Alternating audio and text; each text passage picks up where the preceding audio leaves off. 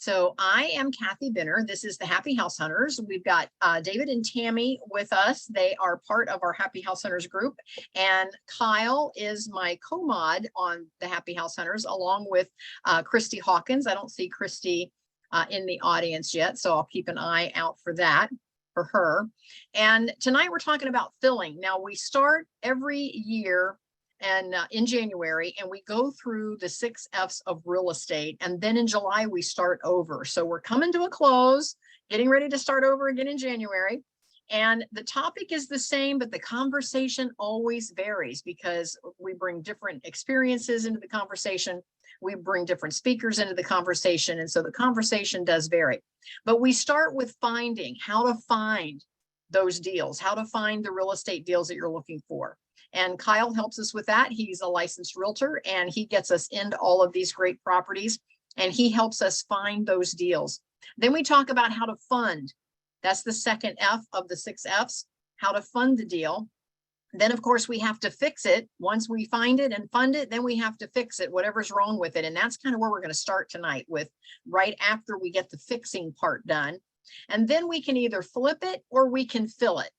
And if you flip it, you're going to, of course, flip it for more money than you have invested in the purchase of the property and, of course, the rehab cost, and put some money in your pocket. Or you're going to fill it and you're going to keep it. And that's called a buy and hold investor, where you fill it with a renter and that becomes more passive income. And I'm going to show you kind of how that works. And then after that is your freedom. How many of those that you fill do you have to have? How many do you have to put in your back pocket before you can make that daytime job optional? So anyway, it's optional for me. I no longer have to punch a time clock. David and Tammy are not punching the time clock these days. We make Brandon punch a time clock, or Kyle punch a time clock, because we always ask him to get us into all these properties. So anyway, he probably still feels like he's punching a time clock, even though he's self-employed. So I get it. So anyway, tonight we're going to talk about filling. And I'm going to start with my checklist, and then I'm going to show you where to find all this information. And Kyle, if you could kind of keep an eye on attendees coming in, they automatically can just join. And if you have any questions, please feel free to just put those over in the chat and we'll keep an eye on questions as they come in as well. So the first thing that I'm going to do, whoops, let me cancel that. Let me get out of there. Well, it's not going to let me out of there. Let me move that out of the way. I don't know why it's there.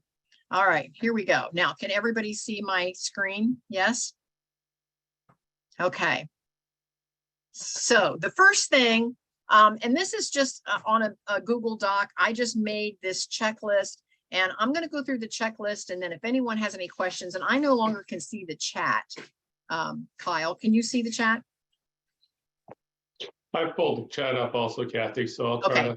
Yeah, because once I share my screen, the chat goes away for me. So folks can still come in. I'm just looking for Christy. If she comes in, I can jump over and let her come up with the rest of us. Anyone else that comes in, please just put your questions in the chat. So we're going to start with rehab. So either you've purchased a property, you went through the finding and the funding, and now you're in the process of fixing, and you've decided that you want to keep it as a buy and hold. Or it's a property that you've had rented for some time, and maybe your tenant has been there for, a couple of years or whatever, and now they've decided to move on to buy a house, they've relocated for whatever reason, and now you have to kind of go back in and freshen up that unit or rehab it again. Usually it's a much lighter rehab at that point because you're just freshening up what you've already done in there previously. But you have to start with the rehab. You have to make sure that you have that rehab behind you, and so now you're ready to fill it. Well, the first thing that I like to do is I like to set a date for an open house. And that's the second thing here on my list is this date for an open house. Because if I just run an ad out there that I've got this unit available, all of a sudden I'm running every time somebody wants to see it. And sometimes they show up, sometimes they don't. Sometimes they're late, and it's just a lot of time. And I want to make my rentals, the ones that I'm buying and holding, that I'm, going to fill, I want to make those as passive as possible. So the first thing that I do is I set a date for an open house. Now, the way I like to do an open house is I like to choose a Saturday, and I like to choose something around 3 o'clock, because if I am in a neighborhood that is a rental type neighborhood, which is where you have great success with buy and holds. You always have a line of people that want to rent because it's a neighborhood where there's a lot of blue collar workers and everybody needs a place to rent. They're not interested in buying a house. They just want to rent something that's nice in a nice neighborhood that's safe and has a yard for the kids, whatever. And so at that point, some of those workers work either 7 to 3 or 3 to 11. Some of my best tenants right now are coming from Amazon. They work at the Amazon warehouse. And so they work those kind of shifts. So it's hard to do an open house, say, for example, at 10 o'clock in the morning, because a lot of folks would be working. And so then you're thinking, well, I'll do it at 5 o'clock in the evening. Well, now you've got all those evening workers, the restaurant workers, the warehouse workers, all of those that are working a second shift. They can't come to your open house. And so I like to pick 3 o'clock on a Saturday, and then go an hour on each side of that. So I start my open house at 2 and I'll keep it open until 4. So that way, somebody that's going to work at 3 can swing by on their way to work, and someone getting off at 3 can swing by on their way going home from work. And so that works for me, is to pick that date and time for the open house. But you're going to advertise that to get people to show up for the open house. So once you decide that you have your date and your time in mind, now make sure that you have a second phone number. And again, I want to make this as passive as possible. So if I use my regular cell phone number or my regular office number, I'm going to be inundated with all of these phone calls. And oftentimes, and I don't know about you, if anybody's ever advertised anything online, doesn't have to be an apartment. I don't care what you advertise online. Everybody wants to know, is this still available? Is this still available? Is this still available? Or you could put everything in your ad. It's 3 bedroom, it's 2 bathroom. And they go, how many bedrooms? Well, how many bathrooms? And you're answering the same questions over and over and over. So to make it more passive, I like to have a second phone number. And now bear with me here, for those of you that either may or may not know this, on a cell phone, first of all, you can do Google phone, you can do a second cell phone line. I like to do a second cell phone line on my cell phone. It costs me $10 a month to add a second number, and it's all on my same phone. I don't have to carry 2 phones. And they have what's called on your cell phone, a vacation greeting. And if you go into your greeting settings, your normal greeting setting might say something like, oh, you've reached Kathy Benner, please leave your name and phone number. But if you put a vacation greeting, it allows you to record a greeting that folks cannot leave you a message. It's just an information greeting. And so I like to take that second number on my cell phone and record a vacation greeting. And what I do is I simply read my ad right into the greeting. I say, you're calling about, ABC Main Street, and it's 3 bedroom, 2 bathroom. It has off-street parking. And I just read that ad that I'm going to advertise anyway, right into that second number. And then I also put in there, and our open house is such and such a date and time. So what it does is it just reaffirms everything. And here's why I do that, is because, and we're going to talk our very next point is advertising. When somebody sees your ad on a Facebook group, in a Facebook group, on Facebook, or when they see it even on a sign, or if they see it on Craigslist or on Marketplace, wherever they happen to find your ad, they're seeing a bunch of ads and they don't remember. They're like, now, which one was this? Was this the 3 bedroom or the 2 bed? And that's why they have questions again. And that's why, like, now, was this the one that had the open house? What am I? And so even though it can be frustrating for you to say, I've got to answer all these questions again, it's frustrating for those that are looking, because after a while, it's hard for them to remember which one they actually saw which ad for and where they saw it. So on that second phone number, I simply repeat everything that was in the ad. And then they go, oh yeah, that's that one. It's got the open house on Saturday. It's got 3 bedrooms, and it gives them all of the same exact information. And so again, the first thing you're going to do is get your rehab done. Then you're going to come up with what date and time you want to do the open house. You're going to have your second phone number all set up, ready to go. Now you're ready to advertise.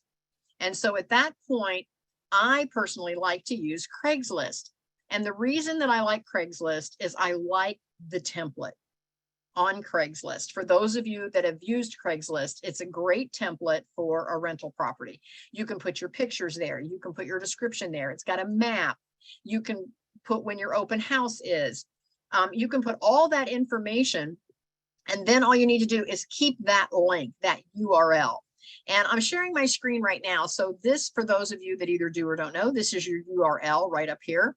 And so once I have that Craigslist ad all done, I simply go up there and copy my URL directly to the Craigslist. They'll give you a link right on Craigslist of a link that you can advertise, that URL.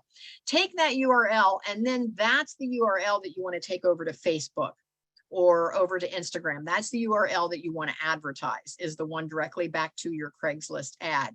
And what it does is it keeps folks then even from scamming your ad. Now, again, we're going to talk about advertising for just a little bit, because in the whole advertising space, there is the marketplace. A lot of folks have great luck with marketplace. I prefer to kind of stay away from marketplace. It's great for used furniture.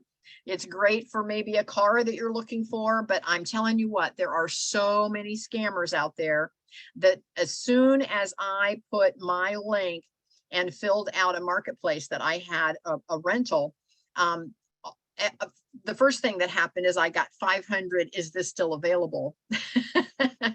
And I was like, yes, yes, yes, yes, yes, yes, yes, yes, yes, yes, yes. And I thought, oh my gosh, this is going to be time consuming, just letting everybody know it's still available. And the second thing that I got is scammers immediately came in and tried to direct folks away from me over to them. They said, we're the real owner, contact us to see this property. And what they did is they made it look like I was the scammer and they were the real owner.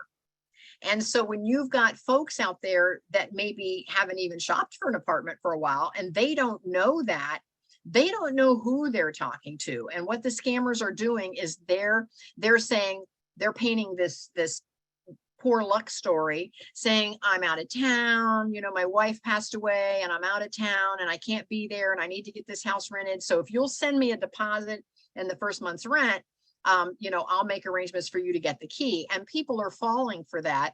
And it's not even that person's property. So just be careful when you advertise. Wherever you decide to advertise, you have to monitor that and make sure that scammers have not taken over your ad in your comment section and getting people to send money to them instead of to you. So again, that's why I like Craigslist, because people can't really, you know, they can't hack your ad.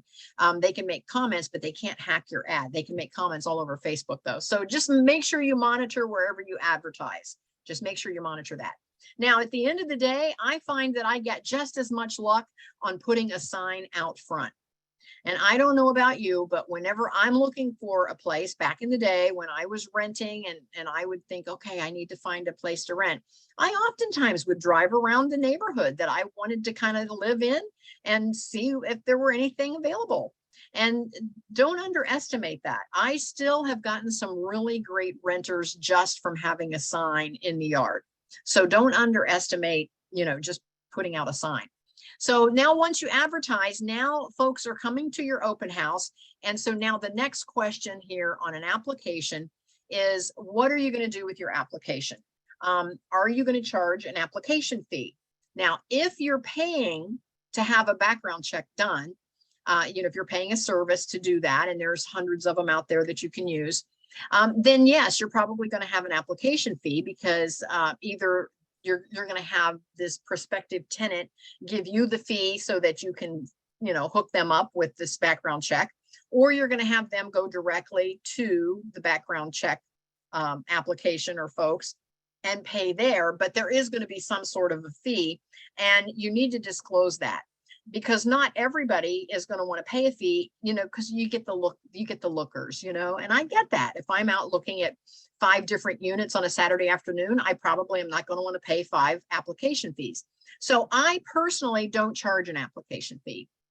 I want as many applications as I can get during the open house, and I have them complete the application right at the open house. I have a hard copy they can complete. I have a link where they can go and do it online. So anyway, I try to get as many applications as I can. And then once I get the applications, I can kind of go through just what they've said on the application and kind of, you know, determine. Now, what I do also is I keep track, and here's the big debate in Ohio, is do you have to take your applicants in the order that they apply, or can you put them all in a pile and pick the best one out of the pile? And to be safe, the attorneys that I talk to all say you should take them in the order that they come in, and the first one that actually qualifies, that's the order that you should number your first, second, and third choice as soon as they qualify. Not because your 10th applicant makes twice the income if the first 9 qualify, that you should then give it to the person that qualifies first, that passes then whatever your background check is. So my only comment to that is just make sure that you treat everybody exactly the same. And so I recommend that you put down your qualifications, list out your qualifications ahead of time. Now, you certainly can even put those, you know, on your website. I've seen folks put those, some of those right into the ad saying, you know, income has to be this and no evictions and, you know, whatever the qualifications are. I've seen them put it right in the ad so that there's no question. So, but just make sure that you treat everybody the same. And so as my applications come in, I number them. I just start numbering them 1, 2, 3, 4, just number them down the list as they come in. And then when I sit down, and again, I sit down with my daughter, she's my admin assistant. And sometimes I prefer to not even sit down and do that with her. I prefer to just hand them off to her because I get kind of sucked in. I don't know about you, but, you know, and I've told the story before, and some of you on the call have heard it. You know, the girl in the red dress was my favorite girl at the open house. And I just know that's who I want to give the unit to, and find out she's got the worst background check. And so you have to keep your emotion out of it and just go by the numbers. And I know that's hard, but that's where most landlords get into problems, is because they are too emotionally connected to their unit and they get too emotionally connected to their tenants. And let me say that again. Landlords that have problems get too emotionally connected to their units, and they get too emotionally connected to their tenants. And that's when they start to have problems being the landlord. And so it's kind of nice if if you do have someone else that can do those background checks. And for me, it's my daughter, Jen, who is my admin assistant. And I pay for one service called BIN Verified, and that just verifies phone numbers and addresses and that sort of thing. And it does give you any public record, but you can find the public record on your own. If you don't want to pay for a service like that, you can look up public record.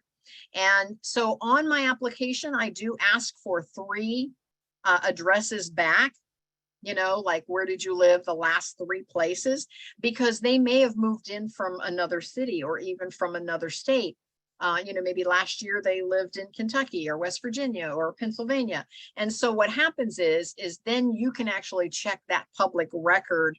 If you're not paying for a service and you're just going on, court records, you can pull up the court records in the municipality where they lived, and you can double check any evictions, criminal records. All of that is public record, and you can check that out on your own. You can sleuth that out. And my daughter has gotten very good at that.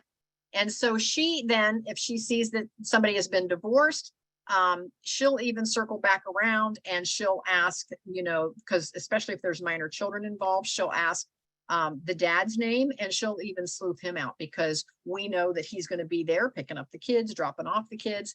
And so sometimes it's nice to know, a little bit about the father or the mother, vice versa, depending on who's renting the unit. So anyway, so on your applications, I get as many as I can. I, number them as they come in. I then, once they qualify on paper, then I start doing and of course, once you start doing that research, you might go, oh, well, they didn't tell me about this eviction that they had 3 months ago. So all of a sudden they go in the not accepted pile. So then you just keep going. So once I narrow it down to the 3 that I am going to offer the unit to, those my first, second, and third tenant option. And again, mine are in order as they come in when they qualify. And I actually put mine when I start, and I want to go back and talk about applications and background checks again with this. Once I get all my applications in, I go through the whole stack. I put them all, in order. So as this one, say number 1 doesn't qualify, it goes in the not qualified stack. Say number 2 does qualify, it goes over here. Let's do the background check and dig a little deeper. Number 3, maybe yes, let's dig a little, make sure that they qualify. I have then everybody separated into those 2 stacks, totally not qualified and the ones that I want to dig a little deeper.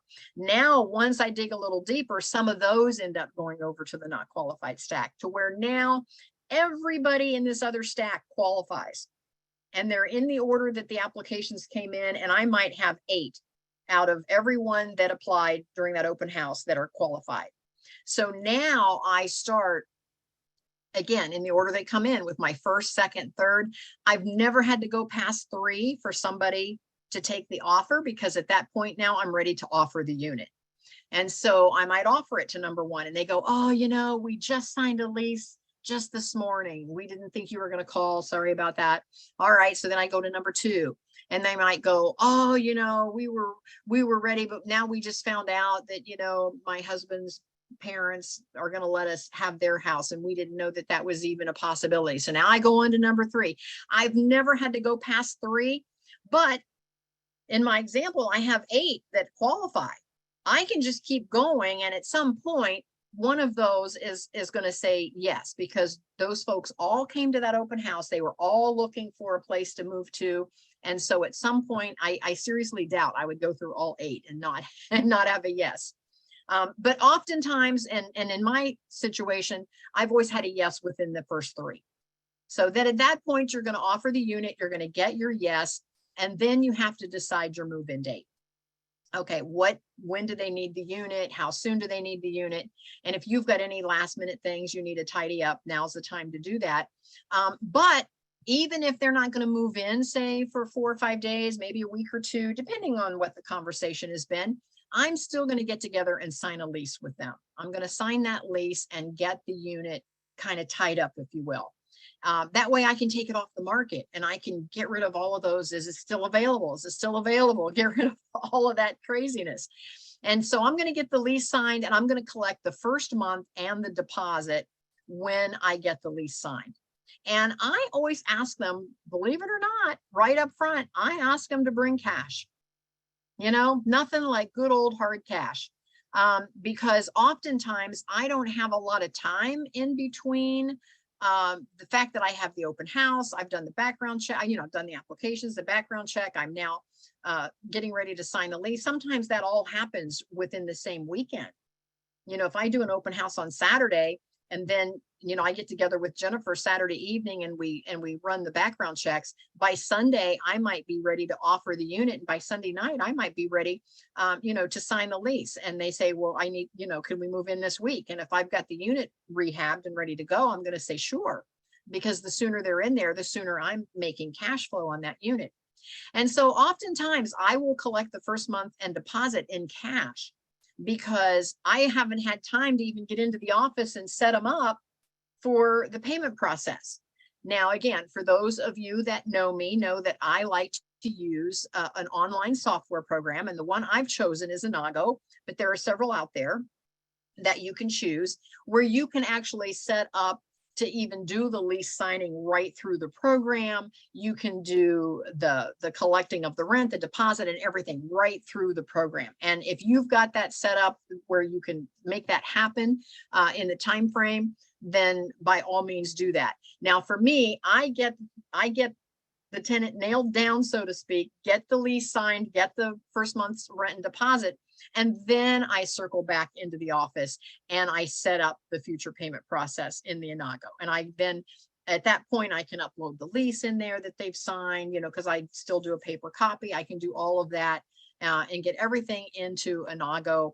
And then I've already explained to them that when their rent is due 30 days from when we've signed the lease, that they'll get it through Inago. And that gives them time to click in, because they have to accept Inago on their end, same as I have to send it out on my end. So that just gives us all a little time to do that. And I get that all set up. So now it's time to do the walkthrough and to hand over the key. Now I present my walkthrough as an advantage to them, but secretly, internally, it's an advantage to me, but I present it as an advantage to them. And this is how I present that. I say, I want to do a walkthrough. I want you to point out everything that you see wrong with the unit. I said, because that way, when you move out, we'll know it was already there. And we'll know you didn't do it. Oh, well, okay, yeah, because they don't want to be charged for something they didn't do. And so at that point, we go through the walkthrough and they point out if there's a scratch on the countertop, or if there's a flaw in the tub, or if, whatever we find wrong. Now, if it's some things that maybe got missed in our punch list when we were rehabbing, I might even send my maintenance person around, to tidy up some of those things. But if it's just, superficial type things, because every unit will have it. I mean, if you look deep enough, you'll find a little dent in drywall somewhere, there's always something that somebody can find. And so I mark those on the walkthrough, and then we both sign this walkthrough checklist. And we're looking at windows and blinds and baseboards and doors and cabinets and countertops and carpet and flooring and tubs. And we're just looking at everything to see where there might be any damage or anything that needs repaired that maybe we've missed, but also any damage that's already there. And so that lets us kind of know what the unit looks like. So then it's the same exact walkthrough sheet that I use at the other end when they move out. So I use the same sheet. There's two columns, one when they move in, a move in column and a move out column. And we check mark that it's okay, it's okay, it's okay. And then we both sign that. At that point, then I'm ready to hand over the key. Now, another thing I like to do when it comes to keys is I like to have at least one door on every unit with a keyless entry. And I like that because sooner or later, you're going to have a furnace go out, or you're going to have an air unit go out, or you're going to have a leaky faucet, or there's going to be some reason that you have to run down there or run over there and let a maintenance person into that unit because your tenant is at work, or for whatever reason, you have to go let the maintenance person in. With a keyless entry, I do 3 codes in every keyless entry.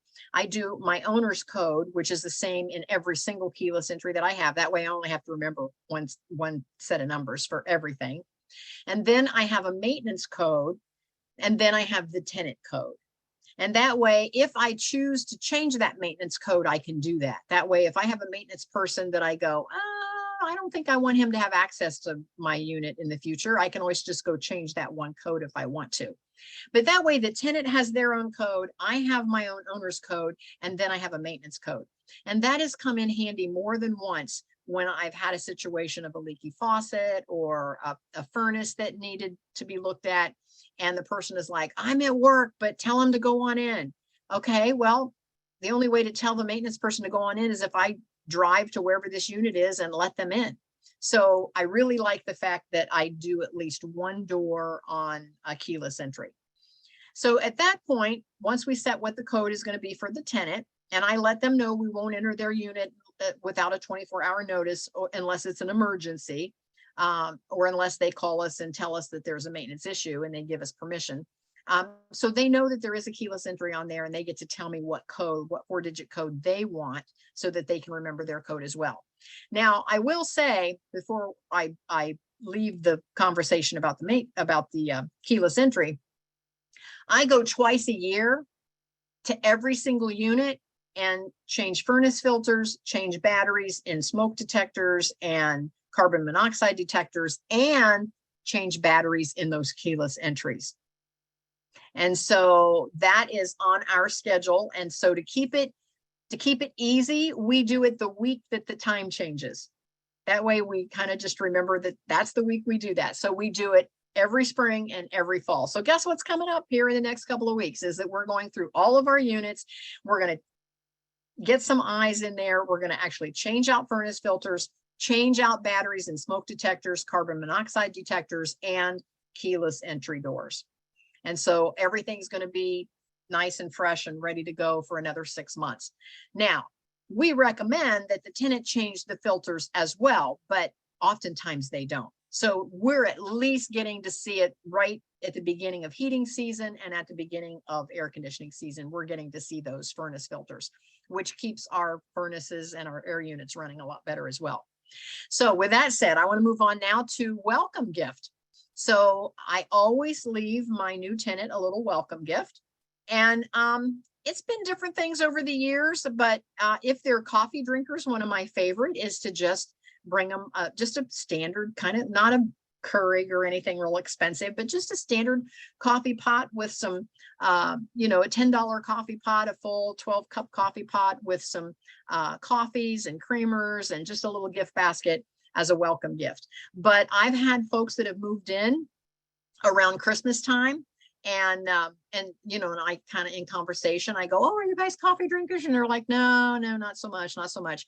So one year I had 2 move-ins in December, and I actually just gave them poinsettias as their welcome gift on the counter and the, you know, on the breakfast bar with a nice welcome card, and they were really appreciative of that. So, but it doesn't have to be a lot. It doesn't have to be expensive. It doesn't have to be big. It just lets them know that you're thinking about them, and that you appreciate them. And they're moving in, and it goes, you can't believe how far something that small really goes with a brand new tenant. And so once they're in, now you want to review the whole maintenance request process. And so now the only time that they need to contact you, and the only connection that you really need to have to that unit and to that tenant, is to collect the rent and to maintain your end of the contract, what it is that you're providing for them. You want to make sure that it always has hot water and heat and air if you have air conditioning. Not every unit has central air, but whatever it is you're providing, you now want to make sure that that's in good working order, and that the roof's not leaking and the faucet's not dripping, and that everything is continuing to work the way it was the day that they moved in. And so now you should have a process on how they contact you with those maintenance orders. And again, I love to use an online software program because the order comes to me through Inago, which Inago drops right into my inbox of my email. And the reason I like that is because I can then forward that request right on to my maintenance person. And oftentimes I don't even have to make a phone call, and I don't talk to the tenant, and I don't even have to talk to the maintenance person. I had one just this week. They said the chain came off in the tank of the toilet and it wouldn't flush. And I sent them back an email and said, I'm going to submit this over to maintenance. In the meantime, because this was a younger couple, I said, in the meantime, I said, did you know that if you dump a pan of water rather quickly into the bowl and bypass the tank, that will make it flush until our guy gets out there? And they were like, no, we didn't know that, but thanks, and we'll try that. And they said, so it's not urgent. And I just forwarded that on to my plumber, and he went out the next day and took care of it, and everything was done like within a 24-hour period. And so set up how you're going to do your maintenance request process, review that with them. And the reason, again, that I like Inago is because Inago has an actual app on their phone. They don't even have to sit in front of their computer. They can go right to their phone and take care of, you know, maintenance right on their cell phone. So anyway, any questions? I'm going to stop sharing so that I can see the chat. Yep, I see you guys typed Inago in there. And any questions? Oh, hi, Elise. I see we have Elise in the audience, and we still have the 2 Toms. Any questions from anyone on what I've talked about? Comments? How about you, David and Tammy? Any comments about the checklist or the process, and anything that you guys are doing different that works for you? Well, why don't we hold off and see if any of our our attendees have some specific questions, and then I can kind of go into where we do the same and where we've had to diverge a little. Okay.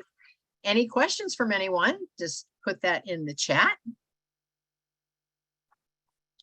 I don't know, David. Looks like you might be up. I'm gonna say, give me just a second. All right.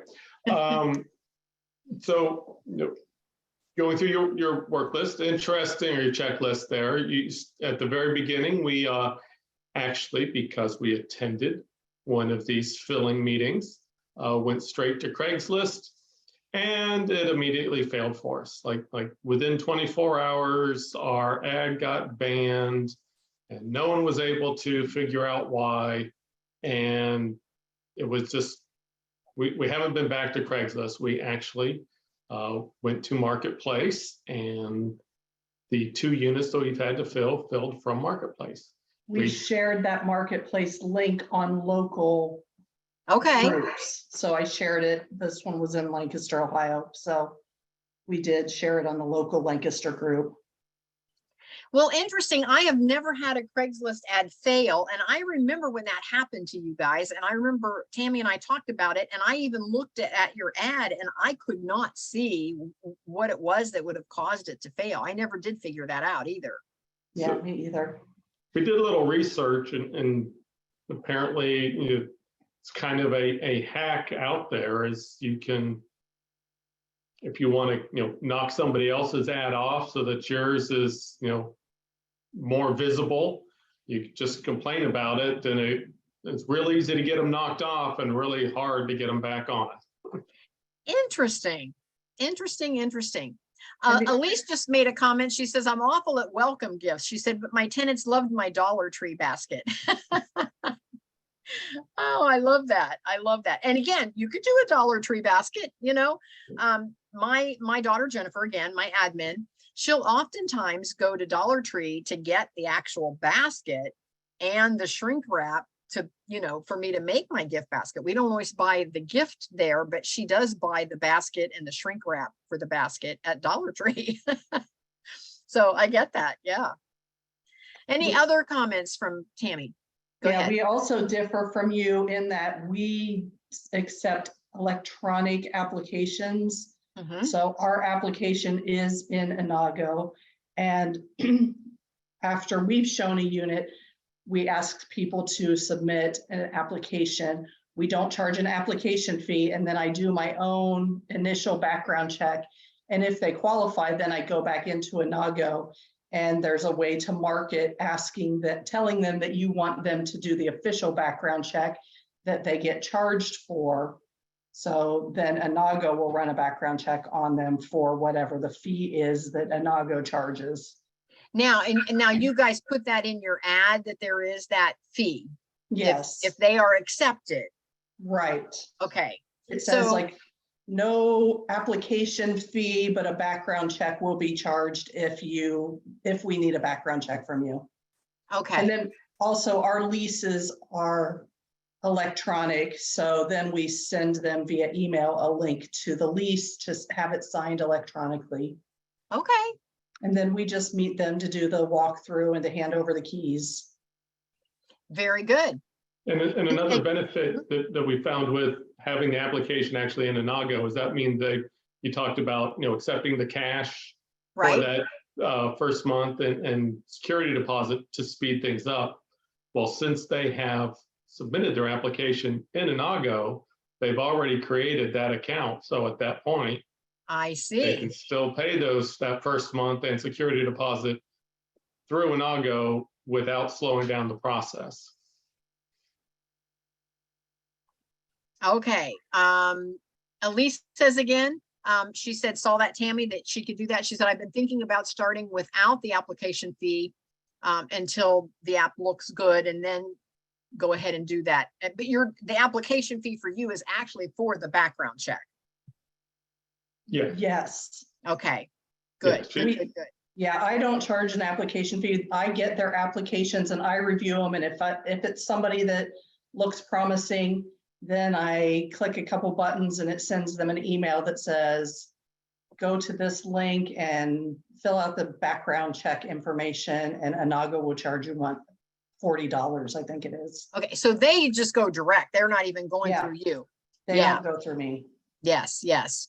And Elise said she also saw that Inago said that you can now do security deposit and the first month through them. Mhm. Which is, Yep. which I knew all along you could. And again, I'll be honest, I've just been busy and haven't gotten all of my stuff uploaded because I don't do that many applications. You know, most of my folks have been with me 3 and 4 years, and it's like, you know, I keep thinking, okay, I'm going to get that all uploaded in Inago. And then of course I have an empty unit and I go, oh, okay, I'm going to do an open house this weekend, rent it, you know, do it on Saturday, rent it on Sunday, and let them move in on Monday. And the next thing you know, I go, well, I'll upload my app next time. Right. So I need to just get that on the list. So anyway, but I do have my application process electronically in my website, and I've had that there for years.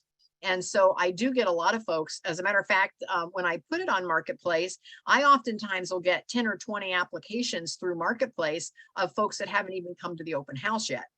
They just want to make sure that they get their application in line, you know, and then they tell me, but we're coming Saturday, but we want to go ahead and send you our application. So it gets counted as, you know, whatever number that Right. is that they're coming in. So I get it.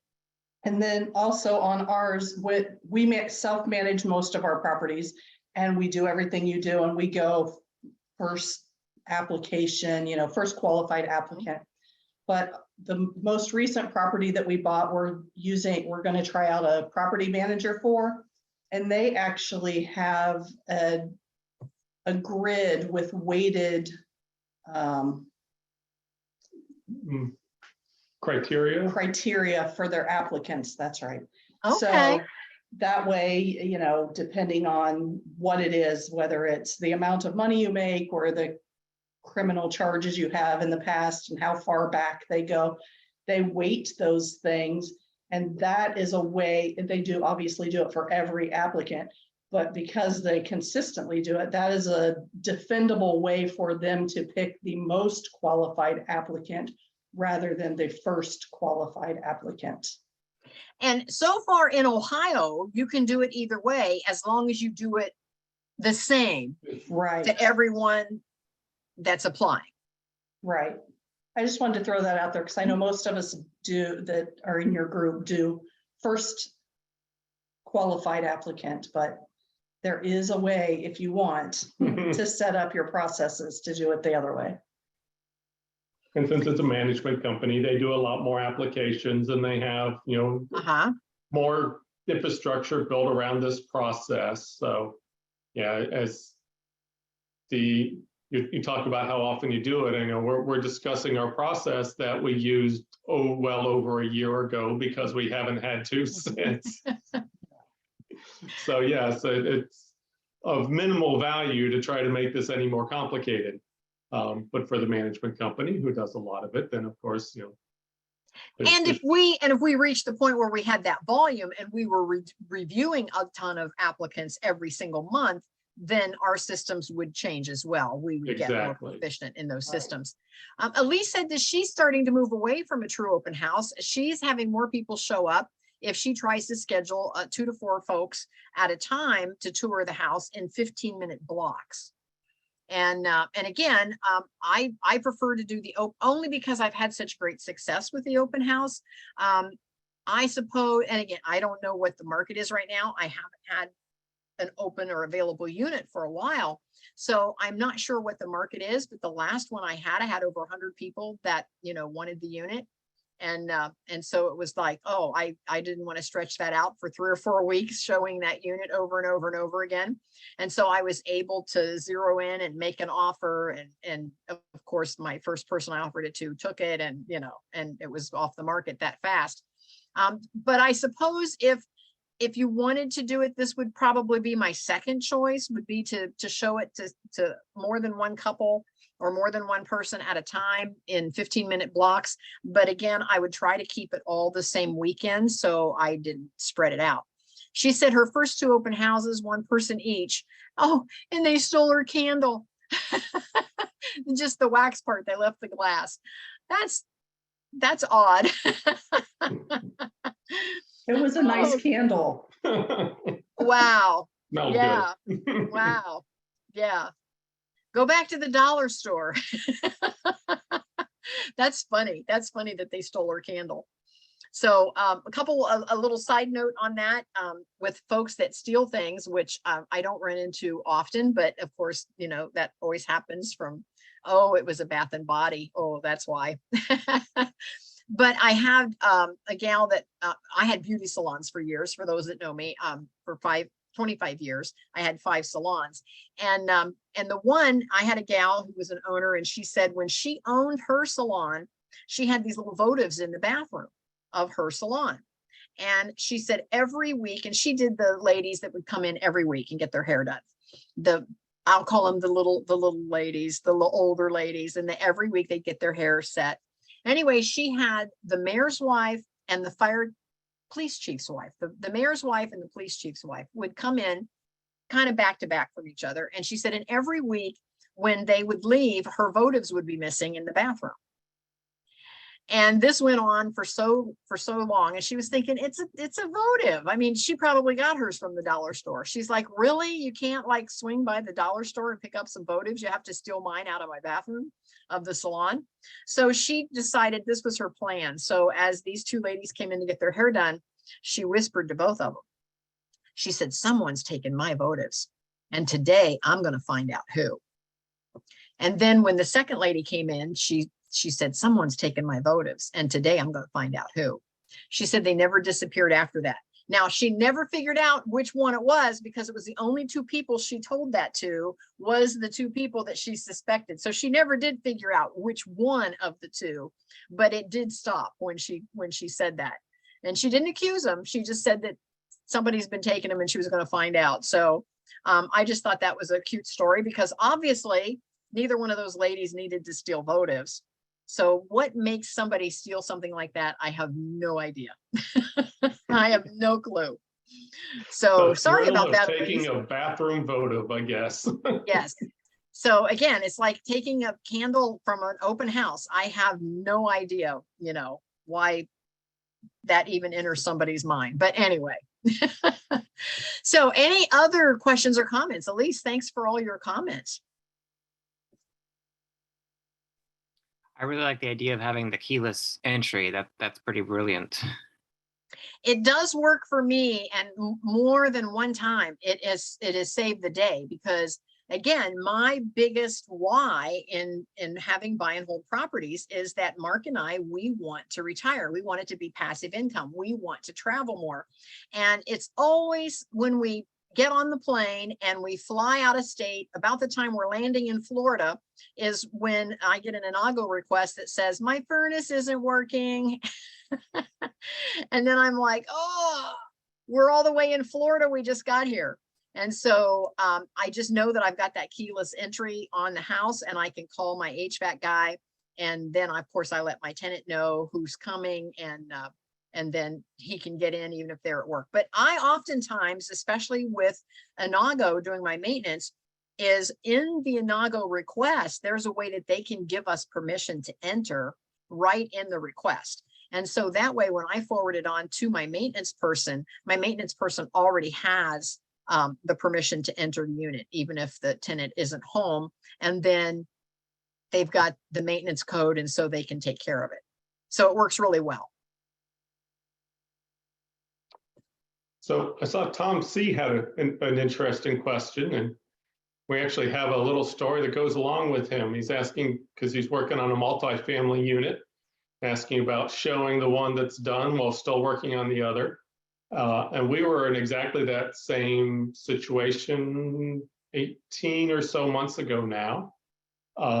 It was an up-down duplex, and the upstairs was all done, and we were still putting the finishing touches. So I don't know if, his other unit is still down to the studs or something, like, where he is on that rehab.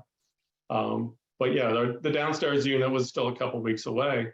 But Tammy did the showing, so I'll give her full credit here. She ended up really renting out both units, just showing the upstairs, because everybody, started asking, what's downstairs as well. And we're like, well, it's not ready, but we'll let you poke your head in.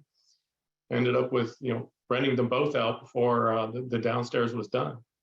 Yes, yes. So Tom asked, and it's not everybody can see it, so I'll read it. He says, I'm fixing and cleaning multifamily units for rent. Would it be bad to show units that are ready to rent when I'm working on the other units? Not bad at all. So I agree with David and Tammy. Yeah, go ahead and show the ones that are done and let them know that you've got more coming, because you can get them on the list. Elise says, quick question, how do I ask my tenants if they're renewing? And how do I ask them to sign a new lease? Well, number one, my lease says after the first year, it just goes on a month to month. And so as long as they don't give me a notice that they're leaving, my assumption is that they're staying and they're just continuing on a month to month. But if you want them to sign a new lease and you want to know if they're renewing, you can just call them up and ask them, send them a note, send them an email, however you normally communicate with them. And what you might do if you want them to stay and they've been, great tenants, give them a little incentive. Maybe give them not necessarily a discount on the rent, but maybe they get a gift card for renewing, to a restaurant, or give them a little incentive if you want them to stay.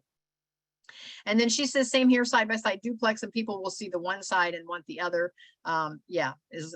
They figure they see the kind of work that you're doing, so they just assume that the other units are going to be as nice. Tom says he's going to be in his work clothes. He says not open house clothes. I'm not sure that your tenants care about that. If somebody comes by and wants to see it, I'd go ahead and show it to them and just tell them that. Just say, hey, I'm working today, so excuse my appearance, but yeah, if you want to take a look. And yeah, I've been there. People that are needing to move for whatever reason, it's one of those things where people will go for certainty over uncertainty. And one of the things that they want to nail down is, where am I going to live? And so people do get a little, I'll call it pushy, but they want to get that solved in their life. They want to know where they're going to live so that that's off their list. So yeah, I would show it. Yeah, I've actually had to show houses in gym clothes and pajamas before, with the market moving as fast as it is. I'm like, oh, I'm not dressed appropriately, but yeah, I can be there in 20 minutes. Sure. I love it. I love it. Elise says, was 4 tenants, now just 2. My assumption is this is the one, if she wants to know if they're staying. There were 4 people living in the unit. Now there's just 2 living in the unit. And she said great answers, incentive could work as well. But she definitely needs to get a new lease signed at the minimum because her number of tenants over there has changed. So yeah, I would just notify them and ask them, just remind them that their renewal is coming up, and ask them, maybe just a little checklist like A, I am renewing, or B, we are moving on, and let them respond. Because my guess is they already have it in their heads what they're going to be doing. They just haven't told you yet. if that's helpful. Yeah. So just ask. Okay. Now, before we go, I'm going to share my screen one more time. So if those of you that can see it, keep an eye on the chat. But this is my website, the kathybinner.com. You can see here on the URL. And for those of you that are on the call, you can just scroll down my website and you see here, the second line down is everything for the Happy House Hunters. We have a section for our free meetup, which is what we're doing tonight. You can click through there and you can see all of our replays. We do have a course, it's $197. And then we do have a mastermind that's $25 a month, but it includes the course. So this is what it looks like. When you click, you'll come over to the Kathy Binner International Academy. And this is the free meetup, and just click through there. And you'll see as you scroll down, it'll have all of the dates and everything that we've talked about. The second one is the course, and there's where you can click through to buy the course. But if you scroll down, you can see everyone that's included, or everything that's included. There's the whole section on finding, and there's all kinds of topics. Then we've got the funding. These are the 6 F's of real estate. Then it moves on to the fixing, and then into the flipping, and finally into the filling, which is what we're talking about tonight. And then what is your freedom number? And then of course, a wrap up there. And then of course, with the mastermind, if you enroll in the mastermind, you get the course included. It's automatically included. And when you scroll down, there is myself and Kyle in the mastermind, and it goes through the mastermind. It tells you all of our replays. We do boots on the ground where we look at actual properties. They're all listed here, the ones that we've done in this year, 2022. We do a mastermind where we just answer questions once a month. We have, here is last year's boots on the ground and the mastermind.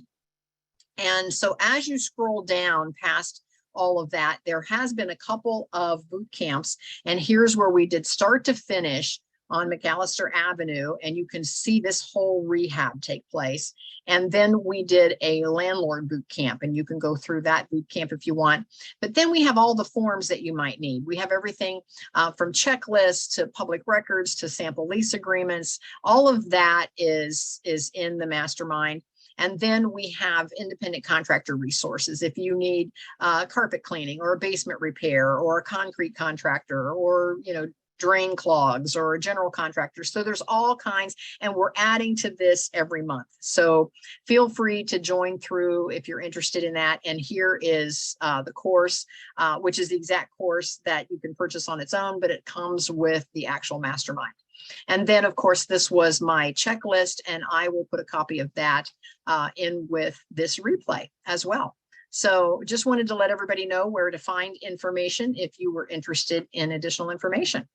Any other comments or questions?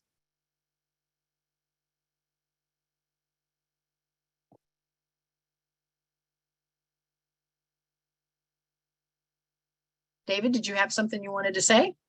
No, I was. Oh, just listening in. Okay, good.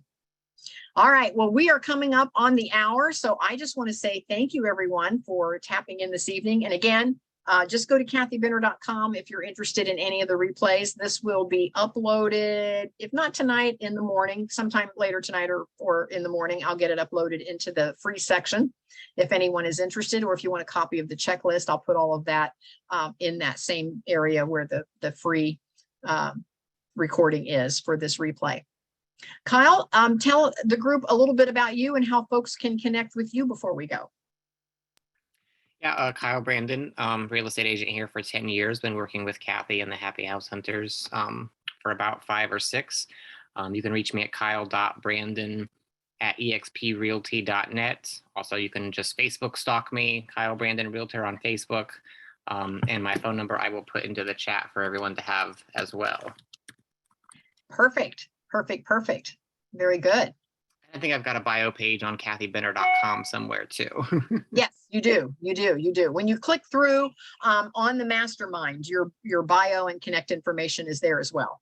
And it's on the front sales page. You don't have to join to get to it. You can see it by just clicking on the mastermind icon. You can see all of that information. It's right up front. All right. Well, thank you everyone for being on tonight. This has been a lot of fun.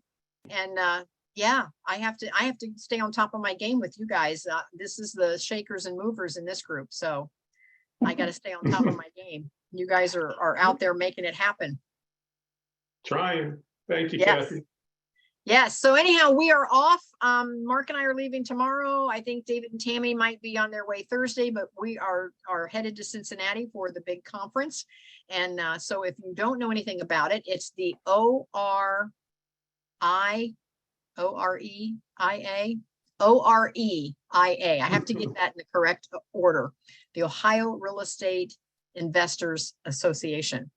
And their conference is in Cincinnati, but if you just look under OREIA convention.com. I think so, yeah. Yeah. So if you just Google that, you'll find all the information about it. And as soon as this one is over, which should come to a close on Sunday, then they rather quickly put the next year's information out there. So you can find it. And the sooner you get tickets, the cheaper the tickets are. The closer you get to the event, the more the tickets go up. So if anyone is interested in attending that, jump on and get the details. And if you decide, well, it's too late this year, but I am interested next year, then put it on your calendar for Monday to Google that and look it up, because I don't know if it'll be quite up on Monday, but shortly after that, the information will be up for next year. So yes, Elise said, see you there. She's going to be there. And Elise, I need to let you know, mark Friday night on your calendar. We're all going to have dinner together.